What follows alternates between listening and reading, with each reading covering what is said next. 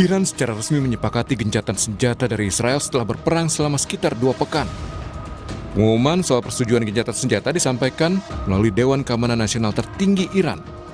Dalam pernyataannya, Dewan Keamanan Nasional tertinggi Iran mengeluarkan keputusan nasional untuk memaksa penghentian perang terhadap Israel. Namun sebelum kesepakatan gencatan senjata yang diklaim Presiden Donald Trump lebih dulu, Iran meluncurkan serangan rudal ke pangkalan militer AS di Doha, Qatar. Serangan ini sebagai balasan atas serangan AS ke fasilitas nuklirnya. Korps Garda Revolusi Iran bilang serangan rudal balistik menyasar pangkalan udara Amerika Serikat di Al-Udeid yang merupakan pangkalan militer AS paling strategis di Asia Barat. Serangan ini menandai dimulainya operasi serangan balasan di mana pangkalan AS di Qatar dipilih menjadi target pertama. Serangan rudal Iran ke pangkalan militer Amerika Serikat di Qatar menuai respon pemerintah setempat. Juru bicara Kementerian Luar Negeri Qatar bilang pihaknya mengecam keras tindakan Iran itu. Qatar menyebut serangan Iran ke negaranya merupakan pelanggaran serius. Qatar mendesak semua pihak kembali ke meja perundingan dan mencari opsi perdamaian. تدين دولة قطر بأشد العبارات الهجوم الإيراني الصاروخي على قاعدة العديد الجوية القطرية. هذا الهجوم يمثل انتهاكا صارخا لسيادة دولة قطر ومخالفة لمبادئ حسن الجوار ويمثل اعتداء على الشرعة الدولية والقانون الدولي. وتؤكد دولة قطر أنها تحتفظ بحق الرد بما يتوافق والقوانين الدولية وبما يتناسب وشكل وحجم هذا الهجوم. Sebelumnya melalui platform Truth Social, Presiden Amerika Serikat Donald Trump mengumumkan gencatan senjata kedua negara, Iran dan Israel. Trump klaim berhasil menengahi kesepakatan gencatan senjata melalui jalinan komunikasi dengan Perdana Menteri Israel dan pejabat Iran. Namun Trump menyatakan kekecewaannya pada Israel dan Iran. Trump bilang Israel dan Iran telah melanggar ketentuan gencatan senjata dengan masih melancarkan serangan satu sama lain pada Selasa dini hari. Not happy that Israel's going out now. There was one rocket that I guess was fired overboard. It was after the time limit and it missed its target. And now Israel's going out. These guys got to calm down. Ridiculous. How will you respond if this far as I didn't like plenty of things I saw yesterday. I didn't like the fact that Israel unloaded right after we made the deal. They didn't have to unload. And I didn't like the fact that the retaliation was very strong.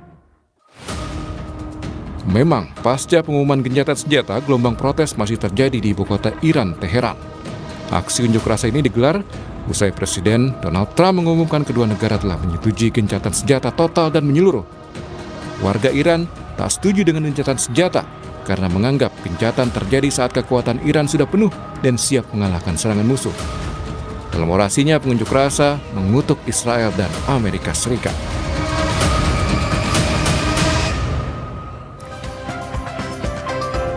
Saudara, soal gencatan senjata Iran-Israel yang paling penting adalah bagaimana benar-benar menghentikan perang kedua negara. Kita akan ulas bersama pengamat geopolitik dan juga hubungan internasional yang juga pernah menjabat sebagai Dubes RI untuk Iran 2012-2016, Dian Wirengjurit dari sambungan Zoom. Selamat pagi Pak Dian. Pagi Mas Fernando. Ya, dan hadir juga di studio saudara pengamat Timur Tengah Pak Hasibullah Satrawi. Selamat pagi Pak. Selamat pagi Mas Bram. Baik, selamat pagi. Saya ke Pak Hasibullah dulu. Pak Hasibullah, ini yang paling utama, yang paling penting pertanyaannya adalah ketika ada gencatan senjata antara Iran dan Israel yang disebutkan dan sudah disepakati oleh kedua negara, sudah dinyatakan secara resmi, Anda melihatnya bakal ademkah atau amit-amit gitu ya? Ada kemungkinan-kemungkinan lain setelah ini? Ya, begini Mas, kita harus membacanya secara lebih jernih dan satu persatu. Sebenarnya kan ada dua konflik dalam satu eskalasi ini. Yaitu yang pertama adalah Iran dengan Israel, lalu yang kedua Iran dengan Amerika. Gara-gara Amerika masuk di lintasan tanggal 22 kemarin melakukan serangan itu. Nah, saya melihat dari berbagai macam perkembangan yang ada, terutama juga di Amerika, maka mengharuskan ini untuk melakukan gencatan senjata. Ini mungkin nanti di segmen berikutnya kita urai. Karena misalkan salah satu dampak kepada kepentingan politik dalam negerinya Amerika tidak tanggung-tanggung. Ini akan betul-betul menimbulkan efek domino. Kalau ini lanjut di antara Iran dengan Amerika. Nah, oleh karena itu saya melihat posisi Amerika sendiri dengan Donald Trump yang memang politiknya zigzag ya, berada pada kondisi di mana dia membutuhkan genjatan senjata ini. Jadi saya mengamatin ini sudah mendekati 24 jam semenjak jam 7 waktu setempat kemarin diumumkan diberlakukan, atau jam 11 siang kurang lebih waktu Indonesia Barat. Sekaligus saya mengkoreksi kemarin di TV lain saya terbawa dalam logika jam di sini, jadi agak kurang pas penjelasannya. Jadi ini kan berarti sudah melewati 12 jam pertama. 12 jam pertama berarti itu antara jam 11 siang di kita sampai jam 11 malam. Itu 12 jam pertama. Nah, di 12 jam pertama masih terlihat memang adanya gondok-gondokan kalau kata orang di sini. Karena memang dua pihak di antara Iran dengan Israel ini dua negara yang sama-sama kuat faktanya sekarang. Bahkan saya bilang perang ini membuka realitas baru tentang kecanggihan senjata Iran yang sekarang sudah tidak akan bisa lagi dilupakan orang. Penguasa Timur Tengah secara militer bukan hanya Israel, tapi Amerika Iran bisa mengimbangi itu. Jadi ini faktanya. Jadi negara sama-sama kuat seperti ini dipaksa oleh Trump terutama untuk melakukan sebuah gencatan senjata, karena di peta konflik di antara Iran dengan Amerika yang saya bilang tadi, situasinya mengharuskan ini untuk berada dalam sebuah gencatan senjata. Oleh karena itu menurut saya faktornya sekarang ini, termasuk ini udah mendekati 24 jam, ya kurang beberapa jam lagi berarti kan, maka kuncinya adalah Amerika. Yang kita lihat memang sempat di 12 jam pertama ada dinamika, karena memang kurang lebih 45 menit atau 15 menit menuju jam 7 itu masih habis-habisan itu. Dimulai dari Amerika nyerang, Iran nyerang, Israel nyerang sampai membunuh salah satu ahli nuklirnya Iran, dan dibalas dengan serangan yang keras sekali. Itu sampai 4 atau 5 korban jiwa, belum lagi kehancuran-kehancuran yang luar biasa. Nampaknya Israel juga tidak terima dengan itu, karena itu pas di kurang lebih jam 7. Nah lewat sedikit dianggap masih ada sisa roket yang meluncur. Jadi itu dianggap sebagai pelanggaran kesepakatan senjata, dan itulah yang dimention oleh Presiden Trump dengan sangat keras untuk menghentikan. Nggak boleh lagi ada serang menyerang di antara ini semua. Dan efeknya menurut saya dari tekanan dan kunci yang dikuatkan lagi oleh Presiden Trump, 12 jam terakhir sampai sekarang ini tidak terjadi lagi kontak senjata di antara kedua belah pihak. Jadi kuncinya menurut saya ada di komitmen Presiden Trump dan Amerika. Walaupun memang dari Iran dan juga Israel sama-sama ngotot, sama-sama tidak mau mengaku kalah gitu ya, sama-sama keras, masih punya dendam, masih punya panas yang membara di diri mereka masing-masing, tapi di sini berarti memang satu-satunya ataupun kuncinya ada di Trump sebenarnya. Kalau misalnya Trump tidak muncak-muncak kemarin ketika Israel kemudian terakhir balas serang lagi karena dianggap melanggar gencatan senjata, berarti bisa jadi akan lanjut dong, Pak. Iya, ini menurut saya memang harus ada perubahan logika berpikir tentang keamanan dan perdamaian di Timur Tengah. Kalau kita betul-betul ingin sebuah perdamaian yang permanen. Kalau selama ini kan terus terang logikanya itu adalah mendukung Israel untuk menjadi penguasa mutlak dengan berbagai macam kecanggihan teknologi militer yang tidak bisa diimbangi oleh negara manapun, termasuk katakanlah negara-negara sekutu dekat Amerika yang lain yang dari bangsa Arab misalkan, yang sempat ditarget juga oleh Iran misalkan, itu kan tidak bisa mengimbangi itu. Nah kalau begitu kan berarti logikanya bukan perdamaian, tapi logikanya adalah pemaksaan melalui satu negara yang superior di segala sisi. Nah ini yang menurut saya dengan perang sekarang 12 hari ini dirombak oleh sistemnya Iran, dibalikkan dengan kenyataan baru, suka atau tidak suka, Iran sekarang menjadi penguasa baru di Timur Tengah yang saya yakin itu akan memberikan dampak ke depan. Oleh karena itu menurut saya di level ide tentang perdamaian ke depan tidak bisa lagi cukup dengan ide superiority seperti ini. Harus kembali kepada basic perdamaian yang lebih kuat, yaitu coexistence atau saling menghormati satu sama lain. Nah ini yang menurut saya harus betul-betul ditumbuhkan ke depan, bukan lagi satu negara dijunjung setinggi-tingginya, diangkat setinggi-tingginya, lalu yang lain tidak diberikan kemampuan untuk jangankan menyamai, mendekati saja tidak dimungkinkan. Nah ini kan kalau kita punya desain gitu, kalau kata salah satu pejabat di Iran, mungkin infrastruktur nuklir Iran bisa dihancurkan, tapi ilmu yang sudah mereka kuasain itu tidak akan bisa dihalangi. Jadi ini realitas baru yang menurut saya kita harus adaptasi dengan ini semua. Di sini Iran juga ada kesempatan untuk menunjukkan bahwa ya saya juga punya power di sini dan bukan satu-satunya Israel yang punya di wilayah Timur Tengah ini. Kemudian saya ke Pak Dian Wirangjurit. Pak Dian, Anda melihat memang di sini kata Pak Hasibullah tadi adalah peran Amerika Serikat sangat besar, terutama Presiden Trump untuk bisa menghentikan serangan antara kedua negara. Dia yang juga pertama kali kemudian mengatakan ataupun mendeklarasikan gencatan senjata, tapi dari kedua negara sendiri Anda melihat karakternya seperti apa sebenarnya Pak Dian, dari Iran maupun Israel, karena sama-sama pemimpin negara masing-masing ini masih kayak ngotot gitu Pak dari pernyataannya ketika gencatan senjata sudah sama-sama disepakati. Terima kasih Mas. Begini, pertama saya mau coba sedikit tentang gencatan senjata ya. Harus diingat bahwa yang namanya gencatan senjata adalah penghentian kontak senjata sementara, Mas. Jadi segala sesuatu masih mungkin terjadi pasca gencatan senjata ini yang mungkin gagal kalau salah satu pihak tidak punya komitmen untuk menepatinya. Saya mau mengingatkan yang namanya Netanyahu, yang namanya Presiden Donald Trump itu susah dipercaya. Karena beberapa kasus menunjukkan komitmen yang mereka sampaikan tidak dilakukan, bahkan dilanggar. Contohnya paling gampang, ketika tanggal 10 itu, ini berkali-kali saya sampai mengingatkan, tanggal 10 Juni itu delegasi Iran dan delegasi Amerika bertemu untuk melanjutkan perundingan damai yang dulu dibubarkan oleh Donald Trump, JCPOA itu. Mereka menganggap akan ada suasana tenang. Ternyata 3 hari kemudian Israel menyerang Iran. Sama halnya tanggal 20 Juni ketika Presiden Donald Trump menyatakan setelah perang seminggu Israel dan Iran, Amerika Serikat akan melihat 2 minggu ke depan apa yang akan dilakukan dalam konteks ini. Ternyata gak nyampe 2 minggu udah langsung serang ya Pak ya? Tidak sampai 2 minggu, 3 hari langsung diserang. Nah, saya belum lagi kalau kita bicara kembali soal Gaza ya, berapa kali gencatan senjata yang katanya sudah disepakati dilanggar Israel.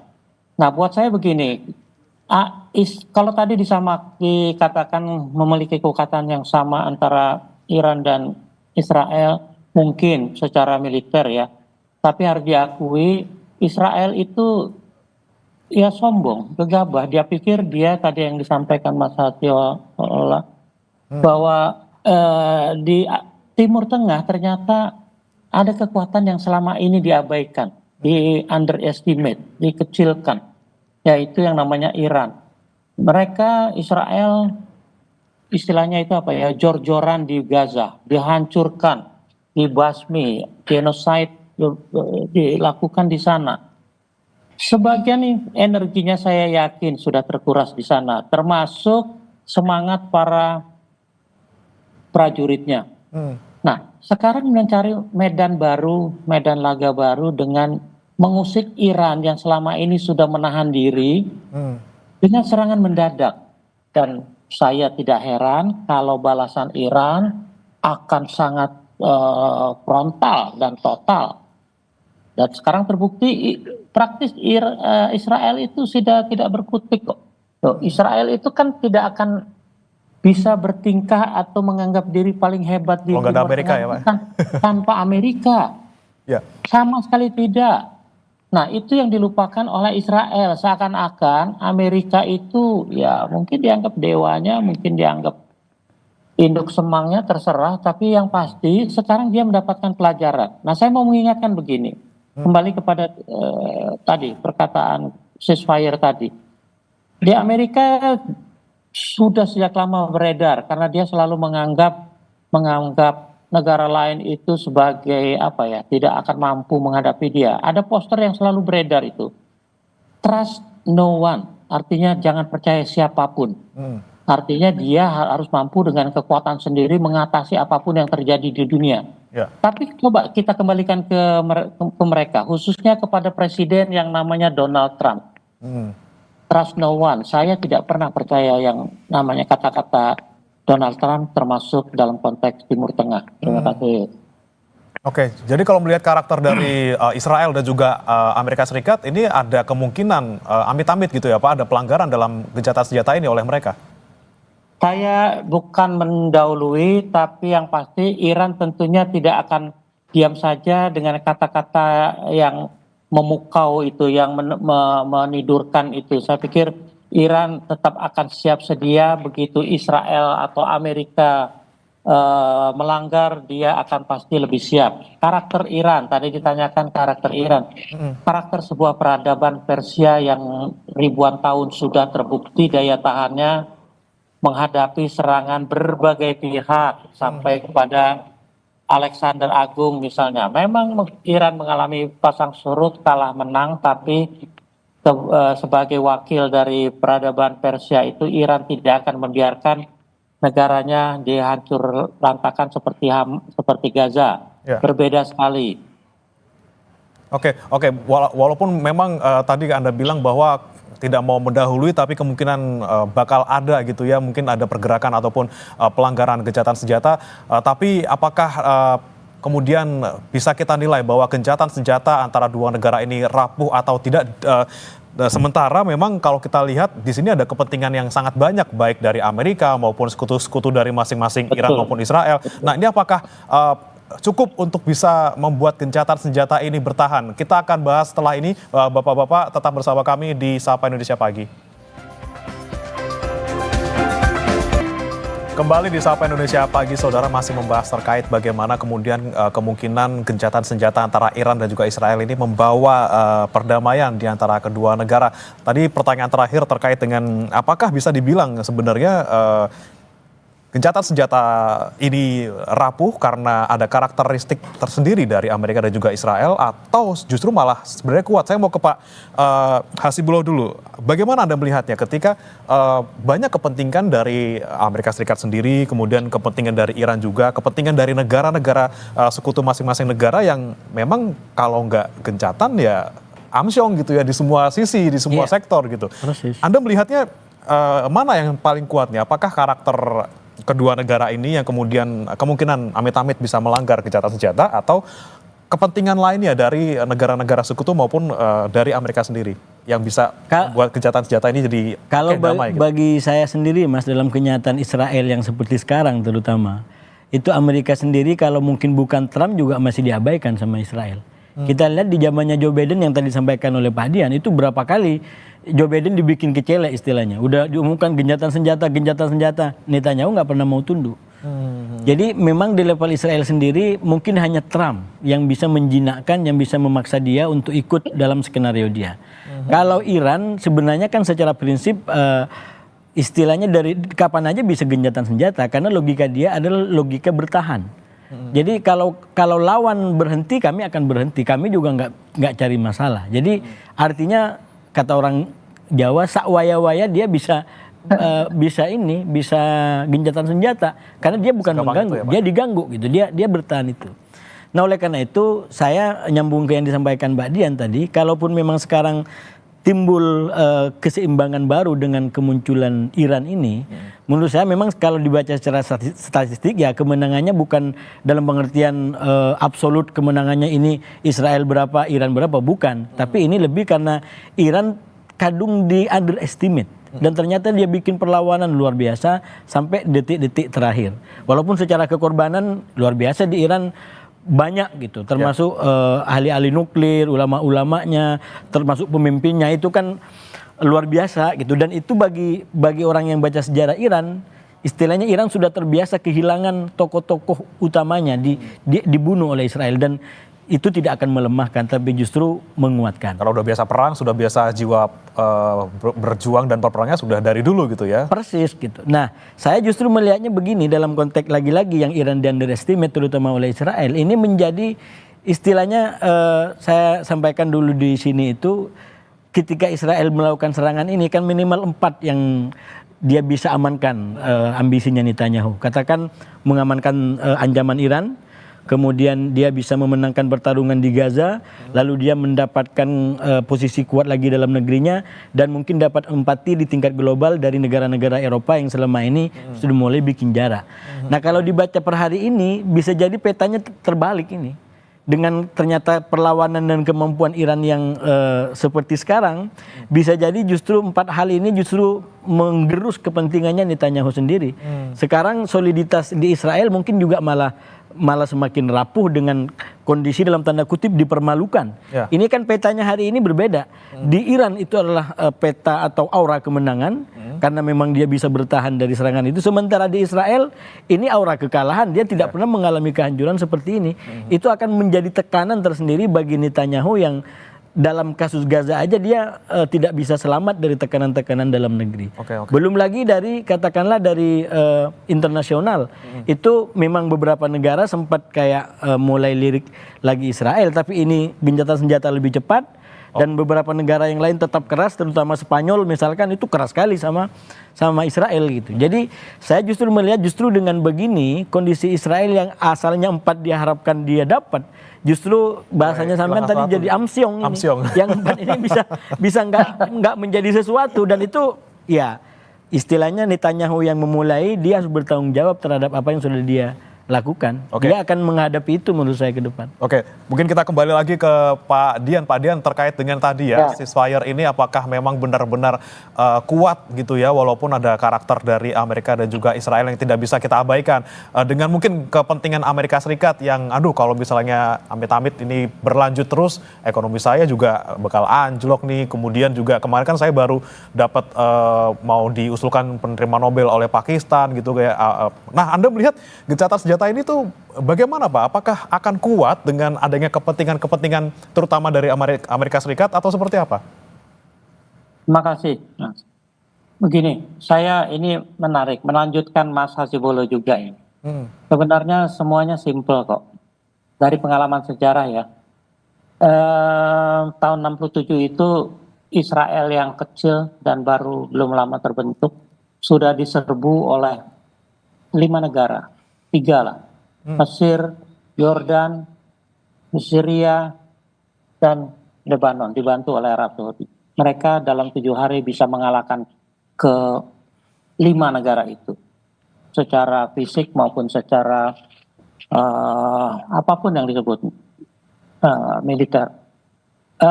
Dari pengalaman itu Israel beranggapan dia punya kekuatan yang luar biasa. Ketika negara-negara itu kalah, Mesir kehilangan Sinai misalnya, Syria kehilangan Golan, Lebanon kehilangan El Sab, Yordania kehilangan tepi barat. Sebagian negara berdaulat yang kuat di Timur Tengah mereka kalahkan dalam 7 hari. Ketika mereka sekarang menghadapi katanya ancaman dari yang namanya proksi Iran, Hamas, Hezbollah, dan Houthi, tentunya tidak sebanding dengan negara-negara tadi. Dengan mudah mereka tundukkan, walaupun dalam konteks sekarang tidak mudah seperti dulu ya. Hamas dihancur lantakan, Hezbollah dilumpuhkan juga Houthi. Mereka beranggapan andalan proksi ini adalah Iran. Jadi kalau Iran sekarang sudah kehilangan mitranya, Iran mungkin tidak punya kekuatan lagi karena Iran sudah habis juga dananya, energinya, manpowernya dan sebagainya menghadapi sanksi. Jadi situasi secara kasat mata di mata Israel mungkin Iran memang lemah ya. Sudah kalah di proksinya, sekarang lemah, makanya dianggap serangan Israel akan dapat segera menundukkan Iran. Ternyata salah besar. Dunia kaget, kita semua kaget, terutama Amerika. Nah, dalam konteks ini Iran tidak akan pernah membiarkan lagi negaranya dalam kondisi yang terbuai oleh janji-janji. Makanya kembali ke pertanyaan Mas Bernard tadi, ceasefire masih tahap awal, masih terlalu dini untuk melihat apakah ceasefire ini akan berlangsung lebih lama dari yang diharapkan. Karena perang pengalaman tadi, buat saya sekarang apapun yang terjadi, kalau saja Israel kemungkinan besar sudah, mungkin kalau ayam itu apa ya, kepalanya udah nunduk karena kalah tuh. Ya. Tidak akan terlalu terlalu gegabah, tidak akan terlalu congkak, tidak akan terlalu arogan seperti dulu. Buat saya ini pelajaran penting buat Israel tuh, apalagi rakyatnya sendiri sudah jenuh dengan kebijakan Trump. Tapi yang harus dicatat terakhir ini adalah bahwa semua ini tidak akan terjadi tidak akan terjadi kalau saja tidak ada tokoh-tokoh seperti yang namanya Netanyahu dan Trump. Oke, di Iran sekarang posisinya masih siaga 1 gitu ya Pak, masih kemudian jangan sampai ada pelanggaran dan dia tetap siap, kalaupun misalnya ada pelanggaran dia siap untuk melakukan balasan. Saya mau ke Pak Hasibullah lagi, Pak Hasibullah. Ya. Anda melihat kalau ketika sudah ceasefire, walaupun terakhir memang Iran kemudian menyerang Qatar walaupun di pangkalan militer Amerika Serikatnya. Anda melihat peta Timur Tengah ketika ada serangan dari Iran di wilayahnya Qatar, kemudian bagaimana hubungannya dengan negara-negara lain ya seperti Arab Saudi, Uni Emirat Arab. Ini apakah menjadi satu langkah yang dalam tanda kutip salah untuk posisi Iran di Timur Tengah sendiri?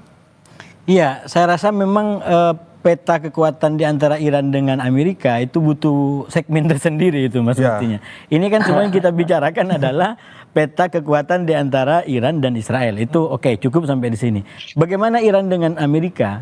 Menurut saya memang secara analisa saya bisa sampaikan Iran butuh kalkulasi lebih lanjut. Dan bentuk kalkulasinya itu makanya dia datang ke Rusia untuk memastikan kira-kira backupnya ini seperti apa.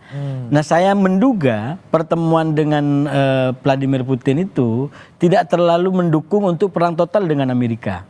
Sekali lagi Amerika kalau bagi Iran itu nggak ada bedanya dengan Israel. Malah selalu dikatakan Amerika itu setan besar, kemudian Israel itu setan kecil. Itu doktrinnya mereka begitu dalam konteks memetakan lawan-lawannya gitu. Nah ketika melakukan serangan seperti ketiga fasilitas nuklir tadi, saya yakin Iran juga mengkalkulasi apa yang mau dilakukan. Nah saya menduga mungkin pertemuan dengan Putin itu tidak terlalu mendukung untuk perang total. Karena itu lalu kemudian mulai saya menduga memang Iran sendiri memberikan harapan tentang gencatan senjata terutama dengan Amerika ini. Karena itu di dalam peristiwa-peristiwa selanjutnya, sekali lagi setelah dibaca sekarang ya, kalau sebelumnya agak terkaget-kaget kita membaca perkembangan detik demi detik. Misalkan waktu ketemu dengan Vladimir Putin, lalu kemudian setelah itu ada kejadian nyerang Qatar. Saya waktu itu sempat menduga ini akan perang lebih besar lagi, ternyata setelah itu Trump umumkan gencatan senjata. Nah, dari semua peristiwa ini menurut saya bisa kita ambil kesimpulan awal beberapa. Salah satunya adalah bahwa memang ya Qatar itu saya menganggap sebagai serangan penutup yang mungkin dikompromikan agar di antara Iran dengan AS ini tidak lanjut perangnya. Oke. Nah, kenapa Qatar sedikit lah ya? Iya, kenapa Qatar dipilih? Karena itu yang dalam tanda kutip lebih mendekati harga kesalahannya dari yang sudah dilakukan oleh AS dengan menyerang langsung 3 fasilitas nuklir Iran. Dan formula di dalamnya kan sudah dalam tanda kutip sudah terencana dengan baik, walaupun itu udah nyampe ke pangkalan, tidak ada yang jadi korban. Jadi Amerika juga bisa punya alasan untuk tidak terus balas-membalas karena ya kerugiannya juga tidak terlalu besar. Cuman saya melihat yang kedua begini juga Mas, kalau seumpamanya Iran lanjut dengan serangan terus membabi buta kepada pangkalan-pangkalan militer Amerika di Timur Tengah ini, saya khawatir justru Iran terjebak lebih dalam skenarionya Netanyahu. Oke, jadi udah kecemplung dikit gak apa-apa nih, udah narik.